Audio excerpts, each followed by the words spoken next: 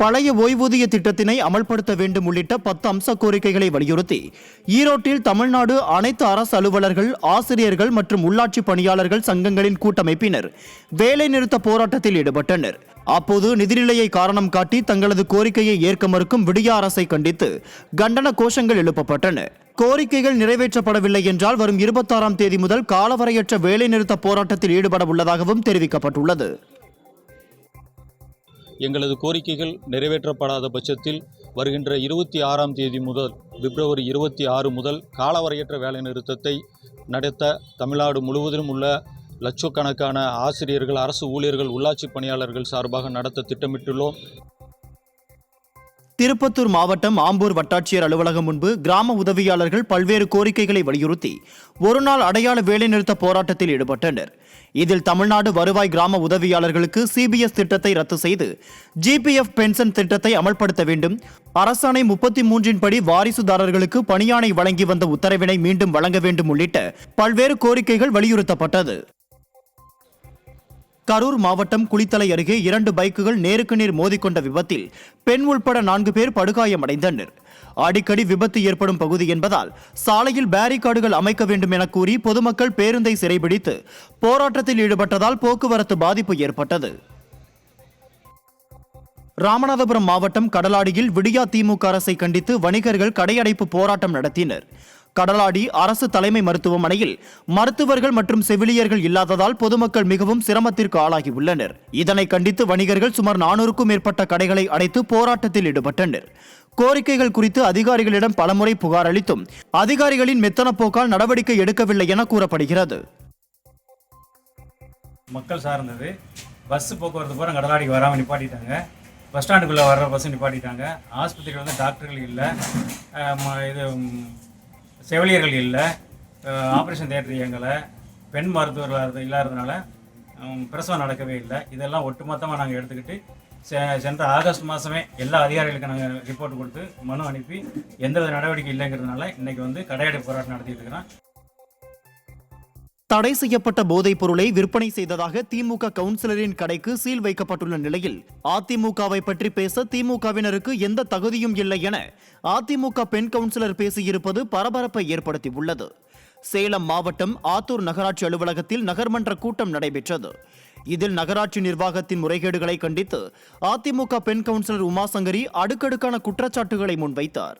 பின்னர் கூட்டத்தில் இருந்து 4 அதிமுக கவுன்சிலர்களும் வெளிநடப்பு செய்தனர்.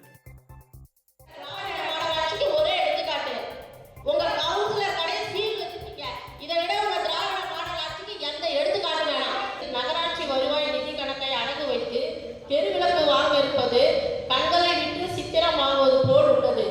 திட்டமிட்டு ஆத்தூர் நகராட்சியை அழிவு பாதைக்கு அழைத்துச் செல்ல இது போன்ற முடிவுகளை எடுப்பதை நாங்கள் கடுமையாக எதிர்க்கின்றோம். ராமநாதபுரம் மாவட்டம் முதலூர், துரத்தியேந்தல் உள்ளிட்ட கிராமங்களில் பேருந்து வசதி இல்லாததால் மாணவர்கள் படிக்கட்டில் தொங்கியவாறு பயணம் செய்யும் நிலை ஏற்பட்டுள்ளது. இதற்கு விடிய அரசு எந்தவொரு நடவடிக்கையும் எடுக்காமல் வேடிக்கை பார்த்து கொண்டிருப்பதாக குற்றம் சாட்டும் பொதுமக்கள் மக்களின் நலன் கருதி விரைந்து கூடுதல் பேருந்துகளை இயக்குமாறு கோரிக்கை விடுத்திருக்கின்றனர்.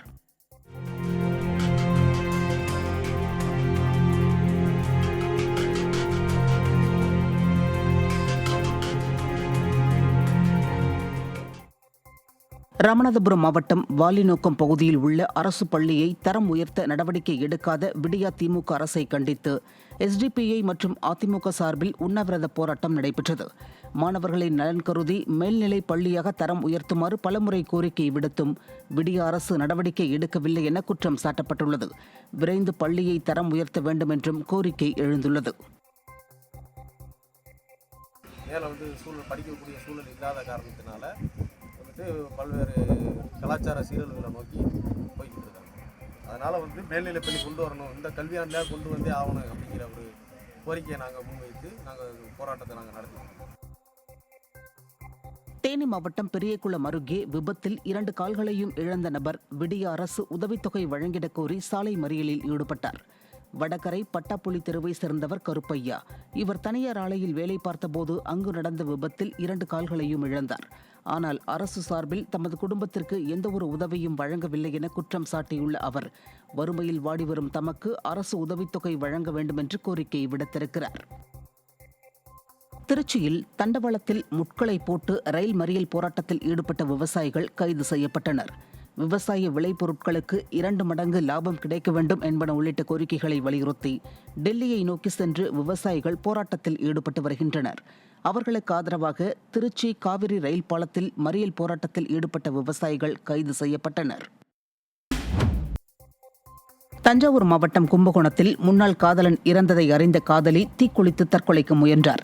அண்ணல் அக்ரஹாரத்தை சேர்ந்த கீர்த்தனா என்பவர் அதே பகுதியை சேர்ந்த நவீன்குமார் என்பவரை காதலித்து வந்ததாக தெரிகிறது. இந்த நிலையில் நவீன்குமாருக்கு வேறு ஒரு பெண்ணுடன் திருமணம் நிச்சயிக்கப்பட்டு கடந்த 26ஆம் தேதி தரங்கம்பாடிக்கு சுற்றுலா சென்றபோது கடலில் மூழ்கி உயிரிழந்ததாக தெரிகிறது. அதை அறிந்து மனமுடைந்த இளம்பெண் தீக்குளித்ததில் 98% தீக்காயத்துடன் மருத்துவமனையில் சிகிச்சை பெற்று வருகிறார். திண்டுக்கல் மாவட்டம் வேடசந்தூர் அருகே கார் மீது இருசக்கர வாகனம் மோதும் பதைக்க வைக்கும் சிசிடிவி காட்சிகள் வெளியாகியுள்ளது. கரூர் திண்டுக்கல் நெடுஞ்சாலையில் மதன்குமார் மற்றும் வினோத் பாண்டி ஆகியோர் இருசக்கர வாகனத்தில் சென்று கொண்டிருந்துள்ளனர். அப்போது திண்டுக்கல்லில் இருந்து வேடசந்தூர் நோக்கி வந்த கார் திடீரென சாலையை கடக்க முயன்றபோது இருசக்கர வாகனம் வேகமாக மோதியுள்ளது. இந்த விபத்தில் இருசக்கர வாகனத்தில் பயணித்த இளைஞர்கள் படுகாயமடைந்து சிகிச்சைக்காக மருத்துவமனையில் அனுமதிக்கப்பட்டனர்.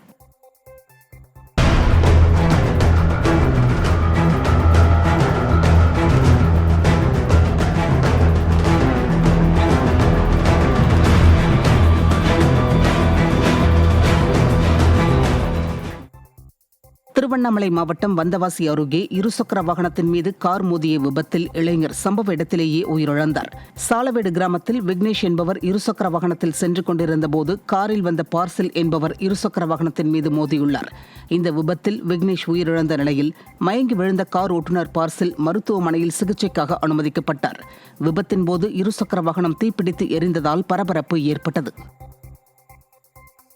தமிழ் மண்ணின் பாரம்பரிய கலைகளை மீட்டெடுக்கும் விதமாக அனைத்து அரசு நிகழ்ச்சிகளிலும் கும்மியாட்ட நிகழ்ச்சியை அரங்கேற்றம் செய்ய விடிய அரசு ஆவண செய்ய வேண்டுமென பவளக்கொடி கும்மியாட்ட குழுவினர் வலியுறுத்தியுள்ளனர்.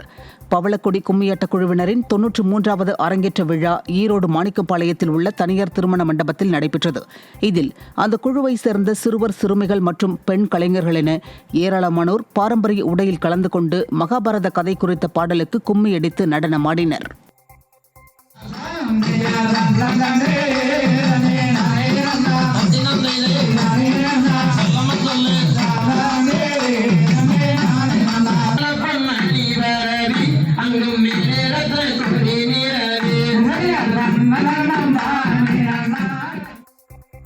நீலகிரியில் மாற்று இடங்கள் வழங்குவது தொடர்பாக பேச்சுவார்த்தைக்கு அழைக்காவிட்டால் நாடாளுமன்ற தேர்தலை புறக்கணித்து வாக்காளர் அட்டை, ரேஷன் அட்டைகளை மாவட்ட ஆட்சியர் அலுவலகத்தில் ஒப்படைப்போம் என உதகை மார்க்கெட் வியாபாரிகள் சங்கம் எச்சரித்துள்ளது. உதகை நகராட்சிக்கு சொந்தமான தினசரி மார்க்கெட் பகுதியில் பழைய கடைகளை இடித்து புதிய கடைகளை அமைக்கும் பணி தொடங்கியுள்ளது. ஆனால் திமுக எம்பி ஆண்டிமுத்து ராசா தனது தொகுதி நிதியிலிருந்தும் மற்றும் தனது சொந்த செலவிலிருந்தும் தற்காலிக மாற்றுக் கடைகள் அமைத்து தருவதாக உறுதியளித்துவிட்டு ஏமாற்றிவிட்டதாக உதகை மார்க்கெட் வியாபாரிகள் குற்றம் சாட்டினர். 81 கடைகள் நம்மளுடைய நாடாளுமன்ற உறுப்பினர் அண்ணன் ராசா அவர்கள் கடையை கட்டித்தரேன், என்னுடைய சொந்த செலவில் கட்டித்தரதா தான் சொன்னார். பட் ஆனால் என்னன்னு பார்த்தீங்கன்னா எங்களுக்கு ஒரு நோட்டீஸ் கொடுத்துருக்காங்க. அந்த நோட்டீஸில் பார்த்தீங்கன்னா நகராட்சி நிர்வாகம் உங்களுக்கு கட்டடம் கட்ட அனுமதி தந்துள்ளதுன்னு அதில் ஒரு வேர்டிங்ஸ் போட்டிருக்குது. இதில் எது உண்மைன்றது எங்களுக்கு தெரியல. ஆனால் அண்ணன் ராசா அண்ணன் சொன்னது உண்மையா இல்லை நகராட்சி நிர்வாகம் இப்போ எங்களுக்கு அந்த நோட்டீஸ் அடித்து கொடுத்துருக்கிறது உண்மையான்றது தெரியல. எங்களுக்கு மாற்று ஏற்பாடுன்னு ஒன்று பண்ணி கொடுத்துட்டாங்கன்னா நாங்கள் அமைதியாக இப்போ எப்படி 81 கடைக்காரங்க போயிருக்கிறோமோ அந்த மாதிரி நாங்கள் போயிடுவோம். அப்படி சப்போஸ் அதை பண்ணி தரலன்னா இப்போ எங்கள் கூட்டத்தில் ஏகமனதாக முடிவெடுத்த மாதிரி பந்து அறிவிப்போம். நாடாளுமன்ற தேர்தலை கண்டிப்பாக நாங்கள் புறக்கணிப்போம். எங்களுடைய ஓட்டர் ஐடியிலிருந்து ரேஷன் கார்டிலிருந்து நாங்கள் கொண்டு போய் கலெக்டர் ஆஃபீஸில் கொடுக்கறதுக்கு கிட்டத்தட்ட 25,000 வியாபாரிகள் ரெடியாக இருக்கிறோன்றதை இதன் மூலியமாக தெரிவிச்சோம். சென்னை அடுத்த பூந்தமல்லியில் தனியார் பெண்கள் விடுதி அருகே பிறந்து சில நாட்களே ஆன பெண் குழந்தையை குப்பையில் வீசிச் சென்ற மர்ம நபர்கள் யார் என்பது குறித்து போலீசார் விசாரணை நடத்தி வருகின்றனர். ராமானுஜக்கூட தெருவில் தனியார் பெண்கள் விடுதி அருகே உள்ள குப்பை கொட்டும் இடத்தில் அழுதபடி கிடந்த பெண் குழந்தையை யுவராணி என்பவர் மீட்டு மேல் சிகிச்சைக்காக எழும்பூர் குழந்தைகள் அரசு மருத்துவமனையில் அனுமதித்துள்ளார். அதிமுக கொண்டு வந்த தொட்டில் குழந்தை திட்டத்தை விடிய அரசு முறையாக செயல்படுத்தி இருந்தால் இதுபோன்ற சம்பவம் நிகழாமல் தடுத்திருக்கலாம் என பொதுமக்கள் தெரிவிக்கின்றனர். தருமபுரி மாவட்டம் அரூரில் அரசு பேருந்து பின்பக்க கண்ணாடியில் கைவிடும் அளவிற்கு சந்துகள் இருப்பதாக புகார் அளித்தும் விடிய அரசின் போக்குவரத்து துறை நிர்வாகம் கண்டுகொள்ளவில்லை என பயணிகள் குற்றம் சாட்டுகின்றனர். அரசு பேருந்துகளை விடிய அரசு முறையாக பராமரிக்கவில்லை என்பதற்கு அரூரிலிருந்து ஏகேதண்டா பகுதிக்கு செல்லும் அரசு பேருந்து ஒரு சாட்சியாக உள்ளதாக பயணிகள் தெரிவிக்கின்றனர். எனவே அசம்பாவிதம் நடப்பதற்கு முன் புதிய கண்ணாடி அமைக்க வேண்டுமென அவர்கள் கோரிக்கை விடுத்திருக்கின்றனர். கரூர் மாவட்டம் குளித்தலை வரவணை சாலையில் கல்லூரி முடித்துவிட்டு இருசக்கர வாகனத்தில் வந்து கொண்டிருந்த மாணவர்கள் மீது எதிரே வந்த சரக்கு வாகனம் மோதிய விபத்தில் 2 கல்லூரி மாணவர்கள் உயிரிழந்தனர். காயமடைந்த மற்றொரு மாணவர் கரூர் அரசு மருத்துவமனையில் சிகிச்சைக்காக அனுமதிக்கப்பட்டுள்ளார். காஞ்சிபுரம் புத்தக திருவிழாவில் முறையான அடிப்படை வசதிகள் இல்லாததால் பொதுமக்கள் கடும் அவதியடைந்தனர். ஆயிரக்கணக்கானவர்கள் வந்து செல்லக்கூடிய புத்தக திருவிழாவில் நிறுத்தி வைக்கப்பட்ட நடமாடும் கழிவறைகளில் விளக்கோ தண்ணீரோ இல்லை. இதனால் கழிவறைக்கு செல்வோர் துர்நாற்றத்தால் கடும் அவதியடைந்தனர். மாவட்ட ஆட்சியர் அலுவலக வளாகத்திலே புத்தக கண்காட்சி அமைத்தும் முறையான அடிப்படை வசதிகள் செய்யவில்லை என்பதுதான் பொதுமக்களின் ஆதங்கமாக உள்ளது.